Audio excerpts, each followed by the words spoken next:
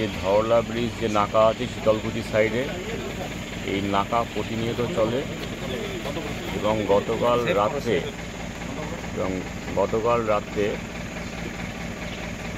থেকে গতকাল রাত্রে বলতে 11 তারিখ এবং 12 তারিখের মাঝে যে নাকা চলছিল, সেই নাকার সময় আমরা একটা গাড়ি আটক করি, সাদা গাড়ি, স্মল ভেহিকেল, এবং সেই স্মল ভেহিকেলে টোটাল 15 কেজির বেশি গাঁজা জাতীয় পদার্থ উদ্ধার করা হয়।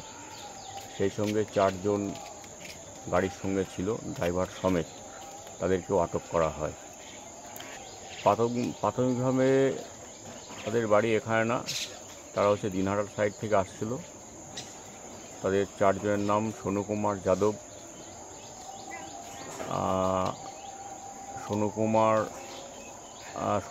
যাদব আছে, আরও 3 জন আছে।